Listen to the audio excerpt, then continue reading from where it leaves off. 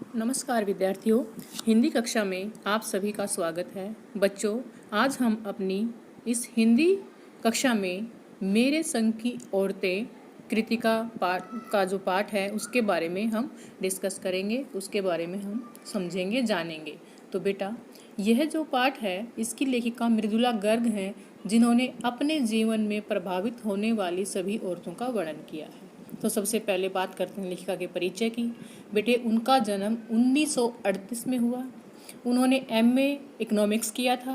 समय व समाज की समस्याओं पर उन्होंने बहुत गहन चर्चा की है। उनकी कुछ विशेषताएं हैं, कुछ रचनाएं हैं बेटा, जैसे कठगुलाब, उनके हिस्से की धूप, चितकोबरा आदि।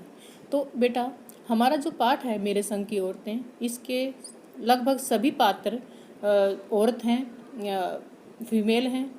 जैसे लेखिका की नानी, लेखिका की माँ, लेखिका की परदादी, लेखिका की 4 बहनें और एक चोर, जो दादी के प्रभाव में आकर अपने आप को बिल्कुल बदल लेता है, सही रास्ते पर ले आता है। तो बेटे, इस प्रकार इन पात्रों की कुछ कमियां और कुछ विशेषताएं लेखिका ने एक रोचक ढंग से हमारे सामने प्रस्तुत की हैं। तो पाठ का परिचय बेटा, ये पाठ जो है ये संस्मरण शैली में लिखा हुआ है और सभी औरतें लीक से हटकर चलने की ताकत रखती हैं और उस पर अमल करती हैं। बेटे, कुछ विशेषताएं और कुछ कमियां, जैसे मैंने पहले बताया था, इस पाठ में लेखिका ने बहुत रोचक ढंग से हमारे सामने रखी हैं। तो जो इसका सबसे पहला जो पात्र है, जो लेखिका के जीवन में तो खैर नहीं आया, उनके जीवन से पहले ही वो चल बसी थी, उनकी नानी। तो उसकी नानी के बारे में हम जानिए।